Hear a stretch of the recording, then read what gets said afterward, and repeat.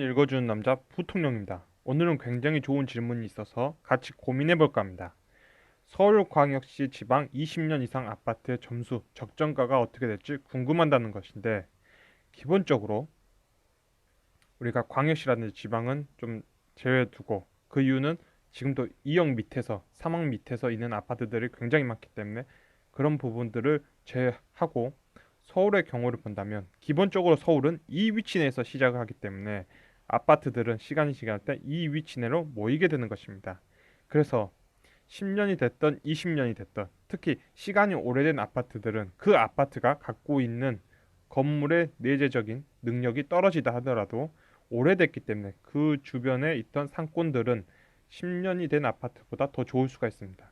이런 식으로 각기 다른 그 아파트 말고 그 주위에 있는 입지에 따라서 그곳에 대한 것들이 다 권리금처럼, 마치 우리가 상가에 분양할 때 권리금이 붙는 것처럼 아파트에서도 이런 부분들이 다 권리금으로 붙어 있다고 보시면 됩니다. 또 하나, 서울 같은 경우에는 더군다나 그 수요층들이 수도권에도 있고 광역시도 있기 때문에 가격이 어느 선 아래로 떨어지면 그 수요가 굉장히 넘치게 되는 것입니다. 따라서 기본적으로 우리는 8에서 6점 정도, 기본적으로 분양가에서 지금의 건축비, 지금 4억 정도 나오는 서울 아파트 건축비가 한 4점대이기 때문에 그 가격대를 뺀 금액대 안에서 있을 수 있다고 본다면, 기본적으로 8점과 6점은 에서 굉장히 모여 있지 않을까라고 예상해 봅니다. 따라서 이 서울 같은 경우에서는 굉장히 생각보다 작고, 이 안에 살고 있으신 분들의 경우가 다 아파트에 사는 것도 아니기 때문에 기본적으로 수요는 항상 있다. 그리고 그런 곳들이 6에서 8점대에서 역세권 아파트, 즉 오래된 아파트에서 나오게 된다. 그러나 그런 지점도 우리가 지금 목격하기 어려운 이유가 뭐냐면, 지금 당장은 있는 곳이 투자자의 시기이기 때문입니다. 따라서 대부분 두 단계 이상 정도가 올라가 있는 지점에서 지금 매물대와 호가가 나오고 있습니다.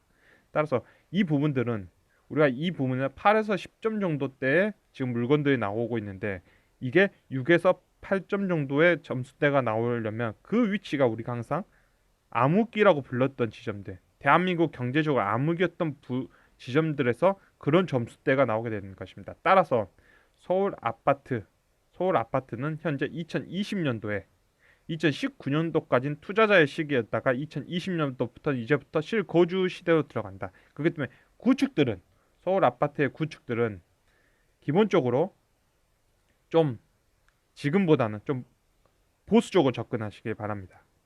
그리고 모든 아파트들은 기본적으로 이런 시기 때, 즉 부동산이 굉장히 힘을 잃어버리고 사람들이 부동산에 관심이 없고 서로들 아파트를 사지 않으려 시기 때 이런 위치도 전부 모이게 되는데, 기본적으로 이런 위치들 6에서 8점대 정도로 아파트들이 모이게 되는 것입니다. 서울 역세권 아파트 이런 식으로 모이게 됐다가 다시 투자자의 시기가 왔을 때 그 자신이 누릴 수 있는 점수대로,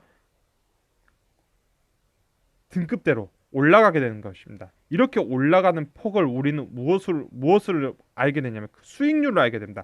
이 지역은 몇 퍼센트 올랐다. 이 지역은 몇 퍼센트 올랐다. 모든 아파트들이, 서울에 있는 아파트들이 같은 퍼센트지로 오르는 게 아니라 기본적으로 각자의 위치와 각자가 갖고 있는 힘의 위치에 따라서, 투자적인 매력도에 따라서 그 수익률이 결정되는 것입니다.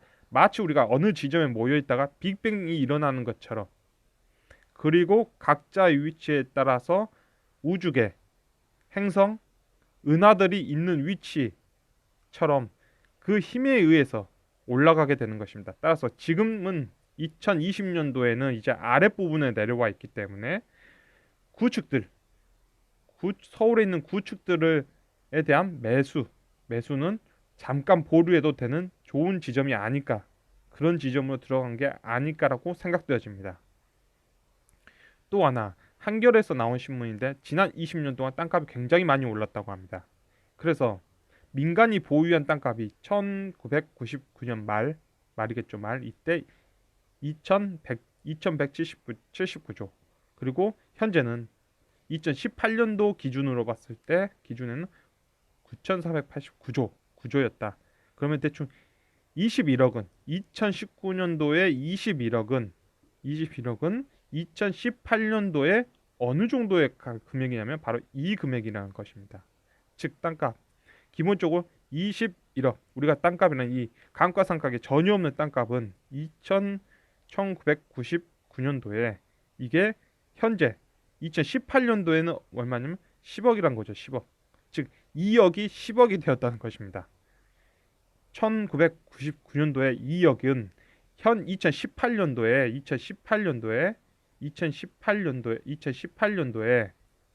10억이 되었다는 것입니다. 10억. 이 둘은 실질적으로 같은 가치라는 것입니다. 우리가 보는 것은 묘목적으로 보는 것은 분명히 이쪽이 더 커 보이지만 실질적으로 두 개의 가치는 사실 같다는 것입니다.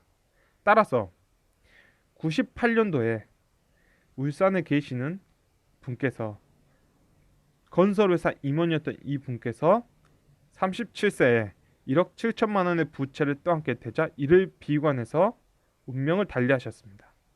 이 분이 느끼는 압박감은 우리가 지금 2020년을 앞둔 우리의 눈에서는 충청남도 홍성군에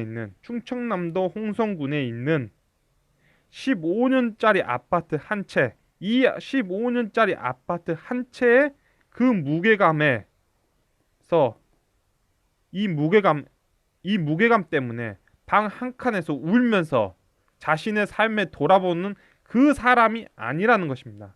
이 사람이 느꼈던 무게는 1998년도 1억 7천은 10.6으로 서울 아파트 한 채, 더 나가서 지금 재개발이 이루어지고 있거나 아니면 서울의 부분에서 중심부에서 가까운 그 위치 내에서 대형 아파트, 즉 대형 굉장히 높은 대단지형 아파트의 한 채, 그 한 채의 무게감을 지고 있었던 것입니다. 그 무게감을 우리는 그 시절로 돌아가서 보면 볼 수 있는 거죠. 이 분이 얼마나 큰 압박감을 느끼고 있었는지. 따라서 오늘의 결론은 당신은 소중한 사람입니다. 자살하지 말고 숨어버리면 무슨 일이 그냥 일어나는 것입니다. 숨어버리면 모든 문제는 시간의 흐름에 따라서 어떻게든 해결되고 만다. 오늘 영상은 이렇게 마치도록 하겠습니다. 지금까지 시청해주셔서 너무나 감사합니다.